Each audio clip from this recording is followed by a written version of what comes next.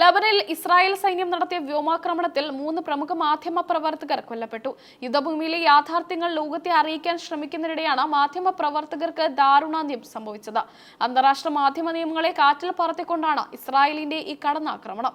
ഹിസ്ബുള്ളയുടെ ഔദ്യോഗിക ചാനലായ അൽ മനാറിൽ ദീർഘകാലമായി സേവനം അനുഷ്ഠിച്ചിരുന്ന അൽ ഷുഹൈബ അൽ മയദീൻ ചാനലിലെ റിപ്പോർട്ടർ ഫാത്തിമ ഫത്തൂനി, ഫാത്തിമയുടെ സഹോദരനും വീഡിയോ ജേർണലിസ്റ്റുമായ മുഹമ്മദ് എന്നിവരാണ് കൊല്ലപ്പെട്ടത്. ഇസ്രായേൽ ലെബനൻ അതിർത്തിയിലെ സംഘർഷം റിപ്പോർട്ട് ചെയ്യുന്നതിനിടെയാണ് ഇവർക്ക് നേരെ ആക്രമണം ഉണ്ടായത്. തെക്കൻ ലെബനിലെ ഒരു കെട്ടിടത്തിന് നേരെ ഇസ്രായേൽ യുദ്ധവിമാനങ്ങൾ മിസൈൽ തൊടുക്കുകയായിരുന്നു. മാധ്യമപ്രവർത്തകർ താമസിച്ചിരുന്ന സ്ഥലമാണെന്ന് അറിഞ്ഞുകൊണ്ട് തന്നെയാണ് ആക്രമണം നടത്തിയതെന്ന് പ്രാദേശിക മാധ്യമങ്ങൾ റിപ്പോർട്ട് ചെയ്യുന്നു. സ്ഫോടനത്തിൽ കെട്ടിടം പൂർണ്ണമായും തകർന്നു. അതേസമയം ആക്രമണത്തെ ന്യായീകരിച്ച ഇസ്രായേൽ സൈന്യം രംഗത്തെത്തിയിട്ടുണ്ട്. തങ്ങൾ അലി ഷുഹൈബിനെ മാത്രമാണ് ലക്ഷ്യം വെച്ചതെന്നാണ് ഇസ്രായേൽ ഡിഫൻസ് ഫോഴ്സിന്റെ വാദം. ഷുഹൈബ് വെറുമൊരു മാധ്യമ പ്രവർത്തകനല്ലെന്നും ഹിസ്ബുള്ളയുടെ രഹസ്യാന്വേഷണ വിഭാഗത്തിലെ പ്രധാനിയാണെന്നും ഇസ്രായേൽ ആരോപിക്കുന്നു.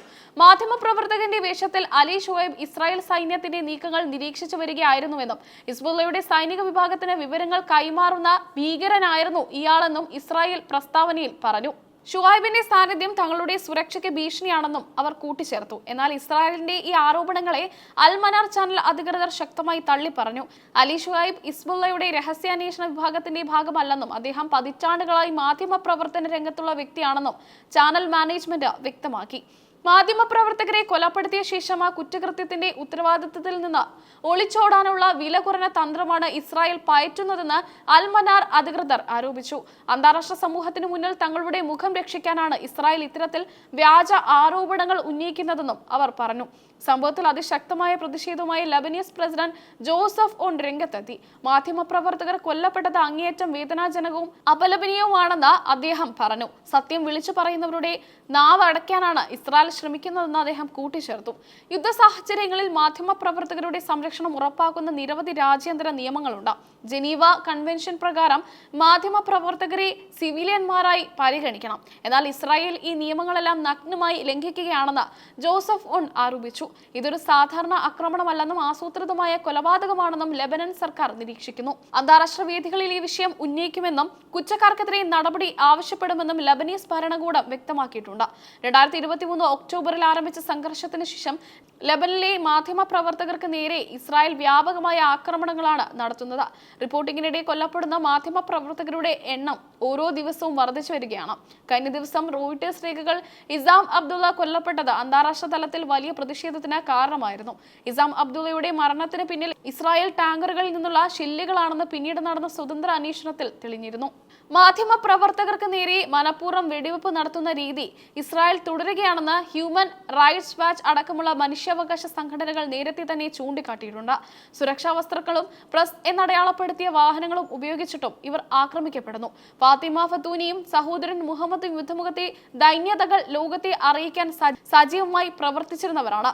ഒരു കുടുംബത്തിലെ 2 അംഗങ്ങളെ ഒരേ സമയം നഷ്ടപ്പെട്ടത് മാധ്യമ ലോകത്തെ ഒന്നടങ്കം ദുഃഖത്തിലാഴ്ത്തിയിരിക്കുകയാണ്. അൽ മൈദീൻ ചാനലിന്റെ പ്രവർത്തനങ്ങളിൽ നിർണായക പങ്ക് വഹിച്ചിരുന്ന ഫാത്തിമ നിഷ്പക്ഷമായ റിപ്പോർട്ടിങ്ങിലൂടെ ശ്രദ്ധേയമായിരുന്നു. സഹോദരൻ മുഹമ്മദ് ആയിരുന്നു ഫാത്തിമയുടെ ദൃശ്യങ്ങൾ പകർത്തിയിരുന്നത്. ഇവർക്കൊപ്പം ഉണ്ടായിരുന്ന മറ്റ് ജീവനക്കാർക്കും പരിക്കേറ്റിട്ടുണ്ട്. ഈ കൊലപാതകങ്ങൾ മാധ്യമ സ്വാതന്ത്ര്യത്തിന് മേലുള്ള കരിനിഴലായാണ് കണക്കാക്കപ്പെടുന്നത്. സംഘർഷബാധിത പ്രദേശങ്ങളിൽ നിന്ന് വാർത്തകൾ റിപ്പോർട്ട് ചെയ്യുന്നവരുടെ ജീവന് യാതൊരു സുരക്ഷയുമില്ലാത്ത അവസ്ഥയാണ് നിലവിലുള്ളത് െന്ന് മാധ്യമ സംഘടനകൾ ചൂണ്ടിക്കാട്ടുന്നു.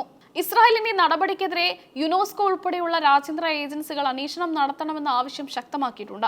മാധ്യമ പ്രവർത്തകരെ ലക്ഷ്യം വെക്കുന്ന സൈനിക നയങ്ങൾ ഉടൻ അവസാനിപ്പിക്കണമെന്ന് വിവിധ മാധ്യമ കൂട്ടായ്മകൾ ആവശ്യപ്പെട്ടു.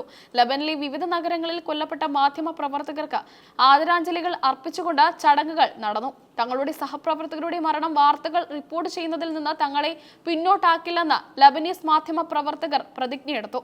നിലവിൽ ലബനൻ ഇസ്രായേൽ അതിർത്തിയിൽ സംഘർഷം അതിരൂക്ഷമായി തുടരുകയാണ്. ഹിസ്ബുള്ളയും ഇസ്രായേൽ സൈന്യവും തമ്മിലുള്ള ഏറ്റുമുട്ടലിൽ സാധാരണക്കാർക്കും വലിയ തോതിൽ ജീവഹാനി സംഭവിക്കുന്നുണ്ട്.